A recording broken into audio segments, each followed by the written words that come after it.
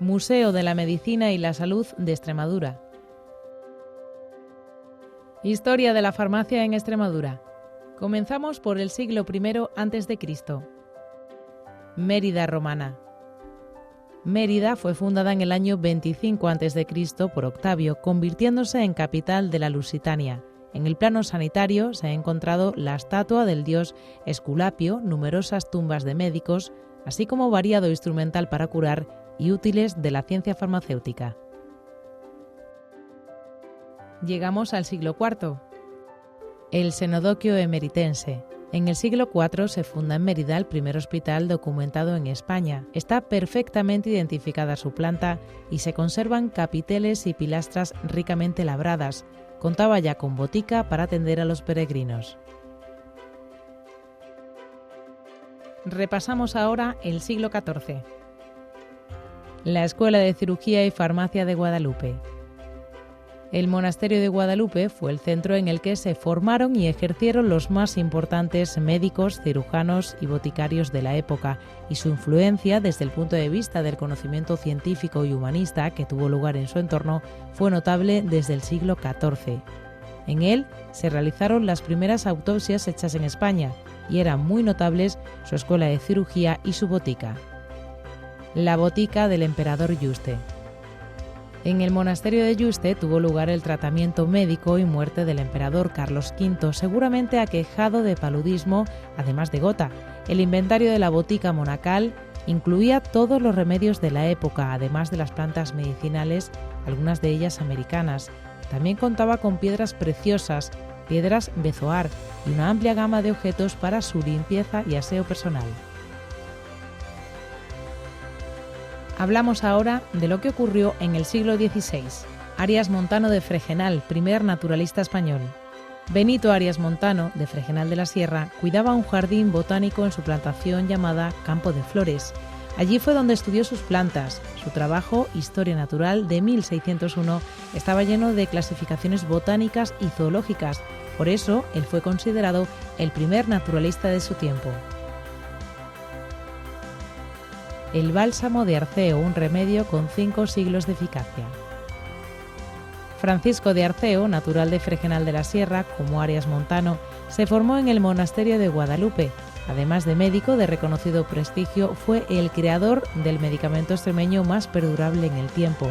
Se trata del llamado bálsamo de Arceo, una fórmula exitosa que ha estado comercializándose desde su invención en el siglo XVI hasta 1975. Su principal característica es ser una pomada antibiótica, antiséptica y cicatrizante a base de lemí, una resina exótica. Las primeras boticas de las poblaciones, sus inventarios y bibliografía. Dentro de las primeras boticas documentadas en Extremadura se encuentra la de Hernando de Sandoval, que ejerció en Badajoz en el siglo XVI en las inmediaciones del convento de la ahora Iglesia de la Concepción. Fue esta considerada la zona de mayor comercio y tráfico de la ciudad. Su testamento indica que era hombre acomodado y de gran conocimiento científico.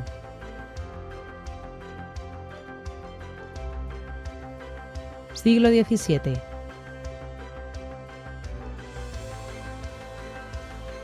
La formación de los boticarios, de aprendices a maestros. Los gremios aparecen en toda Europa a partir del siglo XIII. En Extremadura existen algunos documentos únicos en España por los que sabemos las cualidades y necesidades que debían de tener los maestros y discípulos para convertirse en boticarios. Debían estar varios años de aprendices en la botica, guardar fidelidad a su maestro y conocer el latín, hecho que los distinguía particularmente de otros gremios. Los boticarios de la Ilustración, tras los pasos del Linneo. Tenemos constancia de 2 boticarios de la provincia de Badajoz, Francisco y Mateos Villalobos, padre e hijo, que intercambiaban información acerca de la botánica y de la flora local, de los términos de oliva y de alconchel en los años 1784 y 1789. Se da la circunstancia de que estos naturalistas ya seguían y poseían la última y más reciente bibliografía publicada en esos años por Linneo, considerado el padre de la botánica. Las visitas de botica. Desde el siglo XVII tenemos constancia de las llamadas visitas de botica, como las efectuadas en la ciudad de Cáceres en dicho siglo. En ellas figuraban, con el control del protomedicato, los médicos y boticarios de otras localidades que pudieran garantizar la independencia de la inspección. Así se aseguraba que los géneros visitados eran buenos.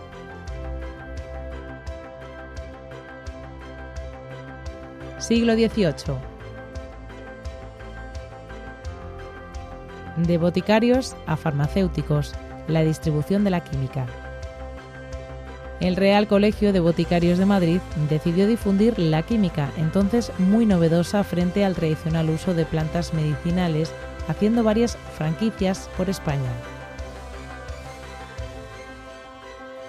Hablamos ahora del siglo XIX. La publicidad farmacéutica.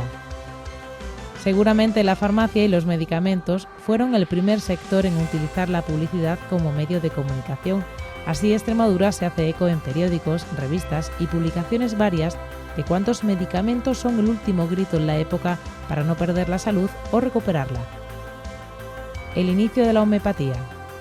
Badajoz fue la primera capital española en la que se practicó la homeopatía, habiéndose introducido por los doctores Prudencio Querol y Pedro Rino a principios del siglo XIX. Como siempre que hay médicos, hay farmacéuticos. Juan Manuel Rubiales, ejerciente en Badajoz, ya anuncia su actividad en el Boletín Oficial de la provincia en 1835. Los colegios y la organización farmacéutica. Los colegios oficiales de farmacéuticos tienen su fundación a finales del siglo XIX, concretamente en 1898, como oficialización de su carácter científico, deontológico y legal. Cáceres y Badajoz fundan los suyos, que han mantenido ininterrumpidamente su actividad desde entonces. Es momento de conocer el siglo XX. La extensión del modelo de farmacia, el Plan Badajoz. A mediados del siglo XX se fundan en la provincia de Badajoz numerosos pueblos nuevos en los que es necesario la actividad médica y farmacéutica. De igual modo, también en la provincia de Cáceres surgen nuevas poblaciones para atender los operarios de los saltos hidráulicos. Todos ellos quedarán dotados de farmacia o botiquín, asegurando la cercanía de toda la población al medicamento. Y ya estamos en el siglo XXI. Ayer y hoy, la receta electrónica.